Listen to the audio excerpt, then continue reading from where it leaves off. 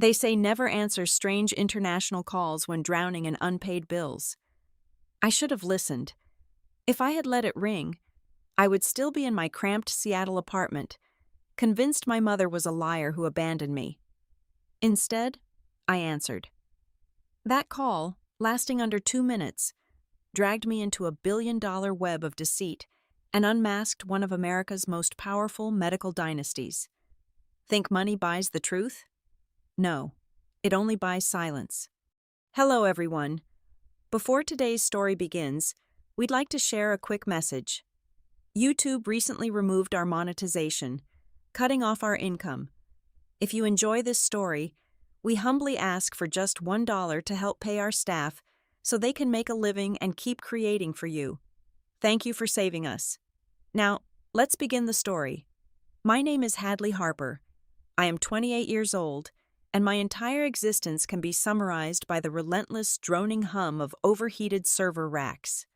I work as a data recovery specialist at Ethirus Data Solutions, a practically invisible company crammed into a windowless basement in downtown Seattle. We are the digital undertakers. Desperate people bring us their waterlogged laptops and fried hard drives, praying we can resurrect their lost wedding photos or their encrypted tax returns. I spend my days sifting through the digital ruins of other people's lives, trying to ignore the absolute wreckage of my own. The reality of my life is anchored by a crushing mountain of student loans. I owe roughly $96,000, a number that breathes down my neck every time I look at my bank balance, which usually hovers around $40. I live on cheap ramen and black coffee, running on a persistent undercurrent of exhaustion and deep-seated bitterness. That bitterness has a name, and it is Eleanor, my mother. She vanished without a trace exactly 10 years ago, right after my 18th birthday, leaving me with nothing but a stack of final notices and a profound understanding that blood means absolutely nothing. I spent a decade convinced she was a selfish coward who ran away from a life of poverty, deciding her own daughter was just another burden she could no longer afford to carry. It was a Tuesday afternoon. The Seattle sky was a bruising shade of gray, dumping sheets of freezing rain against the single ground-level window of the Ethirus break room. I was staring at a motherboard when my cell phone vibrated against the metal desk. The caller ID displayed a bizarre string of digits starting with a +41. I should have ignored it. Debt collectors use local spoof numbers, but scammers love international codes. Yet for some inexplicable reason, my thumb swiped the green icon. Hadley Harper, a voice stated. It was not a question. The voice belonged to an older man. It was terribly crisp, polite, and completely devoid of warmth, like smooth ice cracking underfoot. Who is this? I asked, wiping thermal paste off my thumb. My name is Elias Thorne. I am calling from Zurich, Switzerland. I serve as the primary legal counsel for the estate of the late Marcus Vance. I am contacting you to formally advise you of your status as the sole surviving heir to his assets. I let out a harsh, involuntary laugh. The sheer absurdity of the statement echoed off the concrete walls of the basement. Marcus Vance. Even living under a rock, I knew that name. He was the founder of VanceMed, a Boston-based medical device conglomerate worth billions. To hear his name connected to mine was a joke in poor taste. Listen, Mr. Thorne, or whoever you are, you have the wrong mark. If this is a phishing scam, you are wasting your breath. My parents were broke. My mother folded clothes at a laundromat and ran off a decade ago. We do not have VanceMed money. We do not even have regular medical insurance money. Do not call this number again. I pulled the phone away from my ear, ready to end the call, but his sharp tone cut through the small speaker. Eleanor Harper's social security number was 562-04-8819. When you were 7 years old, you accidentally shattered a blue ceramic bird on the kitchen counter. Your mother glued it back together using clear epoxy mixed with gold glitter, telling you that broken things become more valuable when you fix them. My blood ran entirely cold. The server fans around me seemed to fade into utter silence. No one knew about the bird. I had buried it in the backyard the day after she abandoned me. It was a secret solely between Eleanor and me. "Who are you?" I whispered, my knuckles turning white around the phone. "How do you know that?" "I know everything regarding the Vance bloodline, Miss Harper. Your mother did not run away because she was poor. She ran because she had to. And now, her father is dead. I have secured a first-class ticket on a red-eye flight departing Seattle-Tacoma Airport at 8 o'clock tonight. A driver will be waiting for you at Zurich Airport. Do not pack heavily. Just get on the plane." The line went dead. I stood frozen in the humming basement. My chest tightened as two violently opposing forces collided inside me. One side of me screamed to block the number, to stay in my miserable but predictable reality, and to maintain the hatred for the family that had clearly left us to rot. But the other side, the side drowning in debt and desperate for the truth about the woman who broke my heart 10 years ago, was already pulling my coat off the back of the chair. 30 minutes later, I walked into my manager's office and demanded an indefinite unpaid leave of absence. I did not wait for his approval. I left the failing hard drives, the blinking servers, and the ghosts of other people's data behind. I walked out into the freezing rain, stepping onto a flight that would permanently obliterate the world as I knew it. Zurich was drowning in a crisp, sterile winter. The private bank sat off the Paradeplatz, unmarked by any neon signs or polished brass plaques, blending into the medieval limestone like a ghost. Inside, it was as quiet as a subterranean mausoleum. The air smelled of polished mahogany and old, dry paper, heavy with the suffocating weight of generations of hoarded wealth. There were no tellers here. There were no lines. Just a man in a bespoke charcoal suit, guiding me down a dimly lit, soundproofed hallway. The luxury here was not loud or flashy. It was violently quiet.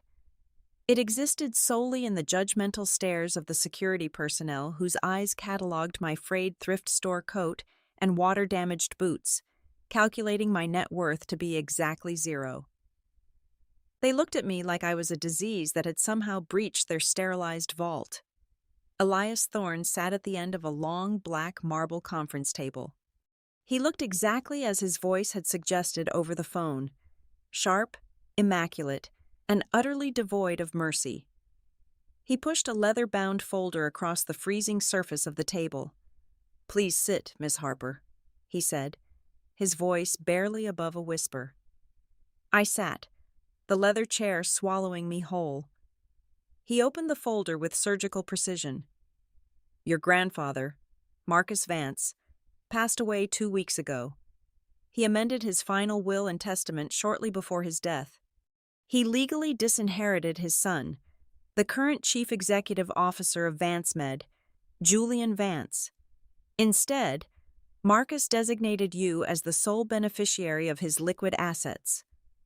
I stared at the man, waiting for the punchline. The silence stretched until my ears rang. "How much?" I asked, my voice cracking in the pristine silence. $80 million, Elias replied without blinking. "Tax-free, placed in an offshore trust." My lungs stopped working. $80 million. It was a number so vast it felt offensive. It was the kind of money that bought laws, that erased people, that altered reality. It was enough money to buy the entire city block where I lived and burn it down just for the warmth. "Why?" I demanded, gripping the edges of the marble table to ground myself. My knuckles turned white against the dark stone. "My mother hated him. She told me we had no family. She left me to drown in debt while she ran off to play the victim. Why would he leave me anything?"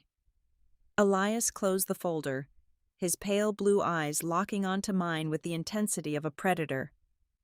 "Your mother was not a victim, and she was certainly not a runaway addict, as Julian Vance ensured the public believed. Eleanor Vance was a brilliant systems engineer. She worked in the clandestine research division of VanceMed. 10 years ago, she uncovered a fatal software flaw in the company's flagship pacemaker. the very device that catapulted VanceMed to its current market dominance. She found out the device was prone to spontaneous failure, causing fatal cardiac arrests that the internal tracking system would then log as natural heart attacks. The words hit me like physical blows. My mother was not a coward. She was a whistleblower. Julian discovered her findings, Elias continued, his tone clinically detached, outlining the destruction of a human life like a corporate merger. He orchestrated a campaign to utterly destroy her credibility. He fabricated medical records declaring her paranoid and schizophrenic. He threatened to take you away from her, to have you placed in the foster system while she rotted in a psychiatric ward. So, she took you and hid. She worked menial jobs to stay off the grid, sacrificing her entire existence to keep you safe from her own brother. Tears pricked my eyes, a sudden, violent surge of grief and rage, but the freezing atmosphere of the room hardened them before they could fall. Elias stood up, walked to a vault set seamlessly into the wall, and returned with a heavy brushed steel safety deposit box. He placed it in front of me and handed me a small, cold brass key. My hands shook violently as I turned the lock. The lid popped open with a heavy metallic clank. I expected to see stacks of bearer bonds, diamond certificates, or offshore account routing numbers. Instead, resting on the black velvet interior was a sleek, matte black quantum hard drive and a single piece of heavy stationery. I picked up the paper. The handwriting was jagged, written by a hand that was losing its battle with time and guilt. I read it aloud, my voice echoing in the dead quiet room. I was a coward to let them destroy your mother. I built an empire on blood, and I let my own son turn my daughter into a ghost. Use this to end my empire. I looked down at the hard drive. As a data recovery specialist, I recognized the casing immediately. It was military grade, locked behind biometric and algorithmic encryption walls that would take a supercomputer a decade to brute force. "What is on this?" I asked, looking up at Elias, my heart hammering against my ribs. "The undeniable proof," Elias stated. "The original source code Eleanor stole, the internal memos Julian sent to bury the deaths, everything needed to dismantle VanceMed and send your uncle to federal prison." He paused, adjusting his pristine cuffs. "However, there is a condition attached to your inheritance, Miss Harper. The $80 million is currently locked in escrow. Marcus knew that simply giving you the money would make you a target. He needed you to be a weapon." I narrowed my eyes, the cold reality of the situation sinking in. "What kind of condition?" Elias leaned forward, the shadows of the room clinging to the hollows of his face. "You have exactly 30 days to decrypt that hard drive using your own skills. If you succeed, the funds are released to you, and the evidence is yours to deploy. If you fail to break the encryption within 30 days, or if you are incapacitated before the deadline, the trust executes a default clause. The entire $80 million will automatically transfer to Julian Vance, and the drive will permanently wipe itself." The silence in the vault returned, heavier and more suffocating than before. I stared at the steel box, the cold, hard drive, and the jagged handwriting of a man I had never known. The crushing weight of the old money surrounding me suddenly made perfect, terrifying sense. I had not flown across the world to inherit a fortune. I had been drafted. I was holding a loaded weapon, and my grandfather had just locked me in a cage with the tiger that killed my mother. I did not book a return flight to the Pacific Northwest. Instead, I boarded a plane bound directly for Massachusetts. The Vance estate sat on 40 acres of prime real estate just outside Boston, heavily fortified by wrought iron gates and a private security detail that looked more like a paramilitary unit. I walked through the massive double doors of the manor, the heavy quantum drive practically burning a hole in the lining of my cheap duffel bag. I had decided to walk straight into the tiger's den. Julian Vance was waiting in the grand foyer. He wore a tailored navy cashmere sweater and projected an aura of curated perfection. He had my mother's eyes, but where hers held a desperate, fighting warmth, his were flat and dead like shattered glass. He stepped forward, his arms outstretched, painting a flawless picture of a grieving, benevolent patriarch. "Hadley," he murmured, his voice rich and dripping with manufactured sorrow. "Look at you. You have Eleanor's spirit. We have been searching for you for so long, my dear. I am entirely heartbroken that it took my father's passing to finally bring you home. You are safe now." I forced my muscles to relax, letting a look of naive vulnerability wash over my face. I looked around at the towering marble columns and the crystal chandeliers, playing the part he expected. "Thank you, Uncle Julian. Everything is just so overwhelming." "I can only imagine," he smiled. The smile did not reach those dead eyes. "Let us get you settled." He escorted me up the sweeping mahogany staircase, leading me down a corridor lined with ancestral portraits that seemed to track my every move.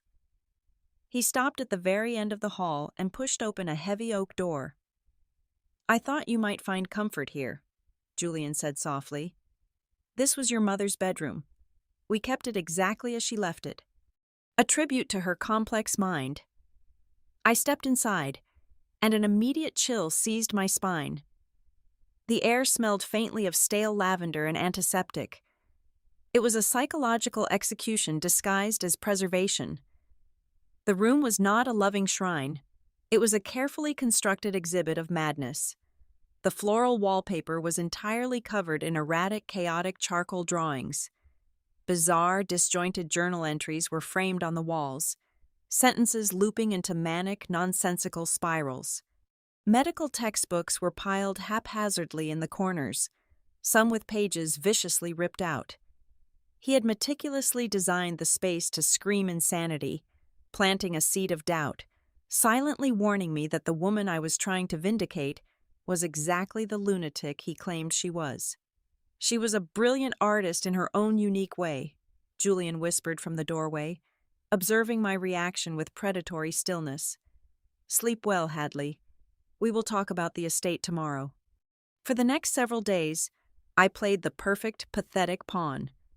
During daylight hours, I wandered the manicured gardens in a daze, feigning absolute awe at the sprawling library and the fleet of imported cars. I asked naive questions about the family trust, acting like a financially illiterate 28-year-old girl blinded by sudden, incomprehensible wealth. Julian watched me, a smug satisfaction slowly replacing his initial caution. He thought I was malleable. He thought I was weak. But when midnight struck, the facade dropped. I locked the heavy oak door, blacked out the windows, and pulled my customized decrypting rigs from my duffel bag.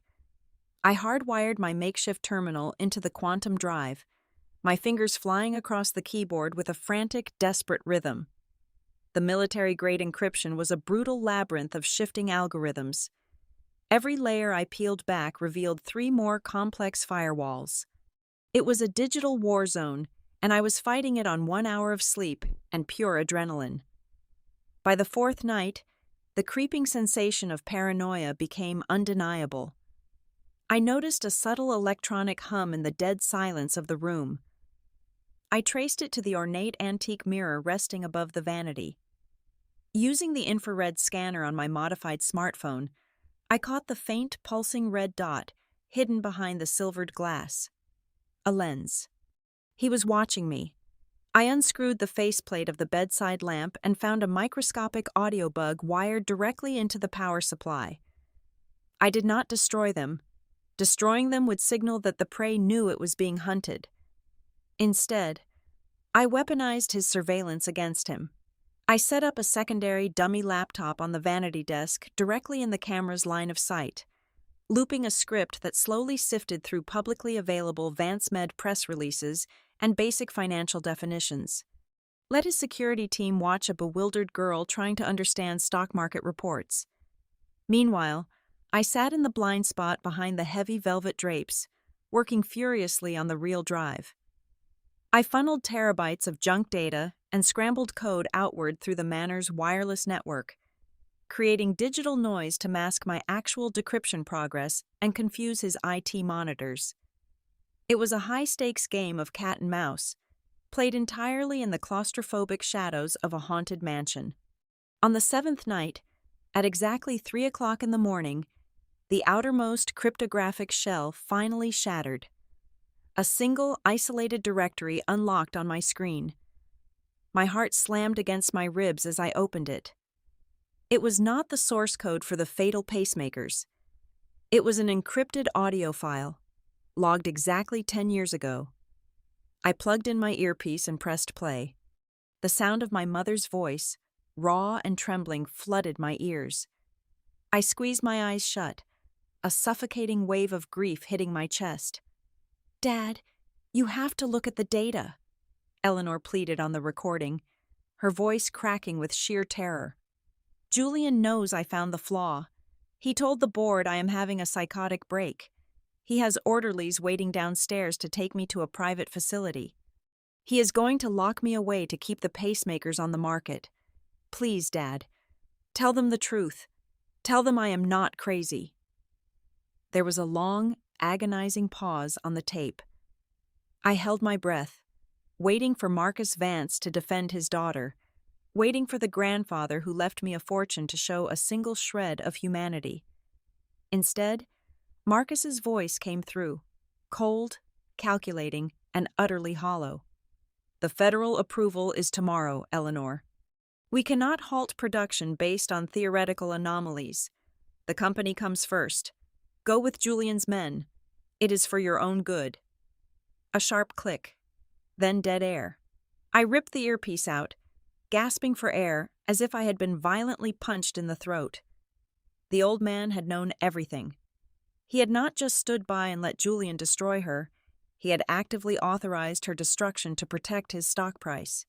The jagged letter he left me in the Swiss vault was not a desperate plea for justice. It was the final pathetic act of a dying coward trying to buy his way out of hell. A cold, absolute fury settled into my bones, freezing the last remnants of my sorrow. My hatred was no longer reserved solely for Julian. I was going to burn this entire dynasty to the ground, and I was going to use Marcus Vance's own weapon to salt the earth where his empire stood. The progress bar on my terminal hit 90%. The final biometric firewall splintered, and the absolute truth of VanceMed bled onto my screen in thousands of clinical, terrifying lines of code. The pacemaker failure was never an accident. It was a calculated, deliberate act of corporate butchery. Julian had not just ignored my mother's warnings, he had engineered the crisis. To boost quarterly profit margins by 18%, he had quietly ordered the replacement of the device's core processing chips with heavily discounted, unstable components manufactured by an unregulated offshore shell company. My eyes scanned the internal damage control memos. The real body count was staggering. 342 patients had died. 342 lives extinguished by sudden, catastrophic hardware failure, all neatly reclassified by VanceMed's legal team as natural, age-related heart attacks. Before I could even process the magnitude of the slaughter, my phone erupted. It was not a call. It was a torrential flood of breaking news alerts. Julian was making his move, and he was striking with lethal, coordinated precision. He had weaponized the national media against me overnight. My face, pulled from an old, blurry college ID card, was plastered across every major news network. The headlines screamed the narrative he had carefully fed them. They painted me not as a lost heiress, but as a sophisticated cyber extortionist. According to the leaked documents Julian provided to the press, I was a seasoned hacker with a fabricated criminal record detailing felony data breaches in 3 different states. The story was airtight and damning. The estranged, bitter granddaughter surfaces immediately after the patriarch's death, using illegal hacking skills to hold the grieving family hostage for a massive payout. I ran to the window and pulled back the heavy velvet drapes. A swarm of news vans and satellite trucks were already choking the wrought iron gates of the estate. News helicopters circled above like vultures. I was entirely isolated. Panic briefly spiked in my chest as I grabbed my phone to transfer my meager savings into a temporary digital wallet. I needed an escape route. I hit confirm. Transaction denied. Account frozen. My pathetic checking account, containing exactly $42.15, had been locked by federal authorities under suspicion of wire fraud. Julian had severed my only lifeline. He had boxed me into a corner with surgical ruthlessness. The heavy oak door to my room swung open without a knock. Julian stepped inside. The benevolent uncle routine was dead and buried. He stood there, a cold, calculating apex predator who had just trapped his prey. He tossed a thick, legally binding document onto the bed, right next to my decrypting rig. "The game is over, Hadley," he said, his voice flat and hard. "You are outmatched. By noon, the FBI will have a warrant for your arrest based on the financial anomalies my security team graciously uncovered in your history. You will leave this house in handcuffs, and you will spend the next 20 years in a federal penitentiary." He took a slow step forward, his dead eyes locking onto mine. "Or, you can take the alternative. Sign that document. It is an absolute renunciation of your claim to Marcus's estate. In exchange, I will wire $100 million into an untraceable account in the Cayman Islands. Tax-free. No strings attached. You hand over the quantum drive right now, you walk out the back door, and the media story miraculously shifts to a misunderstanding. You get to disappear a very rich woman. Refuse, and I will grind you into dust." I stared at him, letting my breathing turn shallow and erratic. I forced my hands to tremble violently. I let my shoulders collapse, physically manifesting the crushing defeat he expected to see. I let a single desperate tear spill down my cheek. "I cannot go to prison," I choked out, my voice cracking perfectly. "I just want to go home. Please, just let me go." A sickeningly triumphant smile spread across his face. He pulled a silver pen from his jacket pocket and held it out. I snatched it with shaking fingers and scribbled my signature across the bottom line of the contract. I reached into my bag, pulled out the heavy matte black quantum drive, and shoved it into his chest. "Take it," I whispered, stepping back as if the metal burned me. Julian gripped the drive, his eyes gleaming with absolute victory. "A wise decision, Hadley. The money will be transferred within the hour." He turned on his heel and walked out, securing his empire. The moment the door clicked shut, my tears vanished. My hands stopped shaking. I stood in the silence of the haunted bedroom, a cold, genuine smile cutting across my face. Julian thought I had spent the last 8 hours merely reading the decrypted files. He was wrong. I was a data recovery specialist from Ethirus. I did not just read code. I wrote it. Deep in the dead of night, while his security team watched my dummy laptop, I had woven a highly unstable, deeply malignant ransomware virus directly into the boot sector of the quantum drive's core architecture. It was a digital parasite, sleeping quietly, waiting for a host. Julian had not just confiscated the evidence. He had just carried a live digital grenade directly toward the VanceMed central servers. The Boston Federal Courthouse was a cathedral of polished granite and echoing acoustics, a fitting arena for the elites to perform their high-stakes legal theater. At 9 o'clock in the morning, the probate hearing officially commenced. The atmosphere in the room was thick with anticipation. Julian entered the courtroom flanked by a massive phalanx of the most expensive litigators on the eastern seaboard. They moved like a synchronized school of sharks, radiating an aura of untouchable arrogance. Julian wore a somber, impeccably tailored dark gray suit.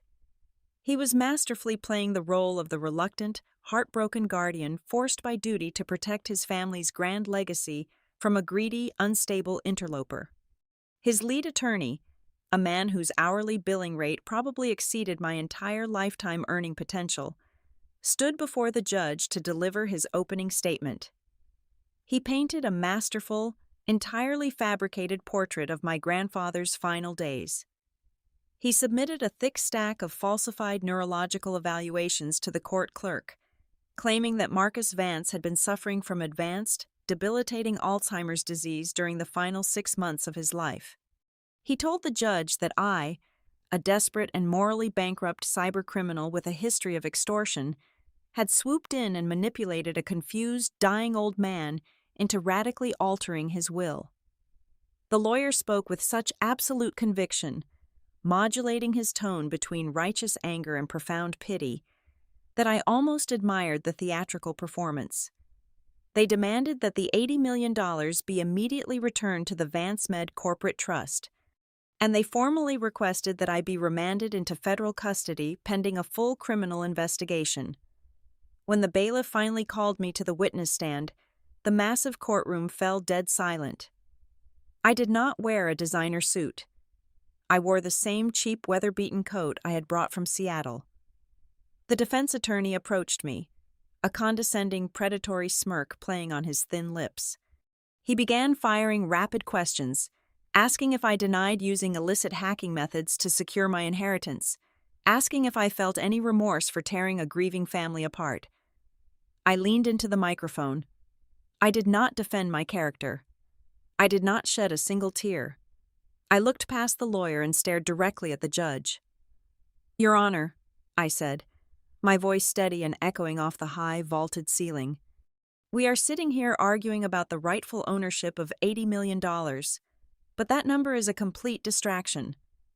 The true value of the Vance estate is not measured in currency or stock options. It is measured in the exact number of human lives it quietly extinguished to maintain its profit margins.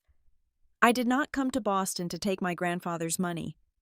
I came here to deliver the butcher's bill he left behind." The lead attorney slammed his hand on the table. "Objection! The witness is spewing defamatory nonsense to deflect from her own crimes." He opened his mouth to demand that my testimony be stricken from the record, but he never got the chance to finish his sentence. It started as a low collective vibration.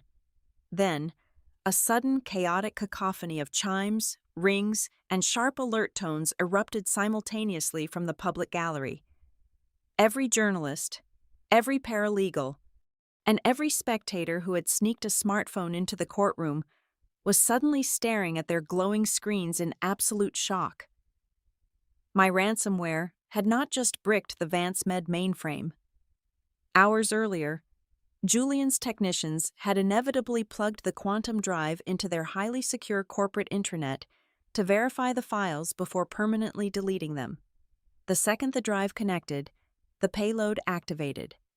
The virus ripped through their state-of-the-art firewalls in seconds, seized absolute control of the central servers, and automatically blasted the unencrypted source code, the suppressed medical reports, and the damning internal memos regarding the 342 dead patients to over 5,000 external email addresses. The data dump went simultaneously to the New York Times, the Wall Street Journal, and the top-tier criminal investigators at the Food and Drug Administration. The courtroom rapidly descended into absolute pandemonium.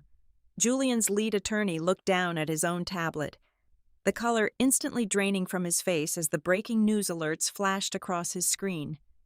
He frantically leaned over and whispered into Julian's ear. Julian snatched the tablet from the lawyer's hands. His eyes widened wildly, scanning the undeniable proof of his own atrocities now being broadcasted to the entire globe. The polished, stoic facade shattered completely, revealing the monster underneath. His face contorted into a mask of pure, unadulterated, ugly rage. He leaped out of his chair, knocking the heavy wooden defense table forward with a loud crash. "You worthless little bitch!" Julian screamed, his voice tearing through the uproar of the panicked courtroom. He pointed a trembling, accusatory finger directly at me. "You have absolutely no idea what you have done. I built this company into an empire. I made the hard choices to keep our stock from crashing. Those defective units would have cost us $4 billion to recall.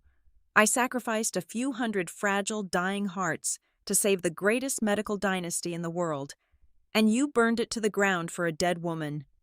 The judge slammed his heavy wooden gavel repeatedly against the bench, shouting furiously for order and demanding the bailiffs restrain him. But the catastrophic damage was already and irreversibly done. In his blind, narcissistic fury over losing his fortune, Julian Vance had just bypassed his entire elite legal defense team. He had delivered a screaming, uncoerced confession of mass corporate manslaughter directly into the official permanent court record. He had fashioned his own hangman's knot, and I remained motionless in the witness box, observing the once invincible giant suffocate on his own arrogance. Barely 2 hours after his courtroom implosion, Vance Med shares plummeted 70%. By the middle of the afternoon, all trading on their stock was completely suspended. Federal agents flooded the courthouse's immaculate granite foyer, locking cold steel cuffs onto Julian's wrists right in front of the national media. He was formally charged with massive commercial fraud and 342 counts of corporate manslaughter. His empire was officially dead. Later that evening, I found myself sitting alone in the cavernous, empty chairman's office at the Vance Med headquarters. The $80 million was now legally under my total control. Yet, as I stared out at the glittering Boston skyline from the top floor, I felt completely hollow. I had the fortune, but it could not buy back my lost childhood. It could not resurrect my mother from the unmarked grave of her ruined life. The victory tasted entirely like ash.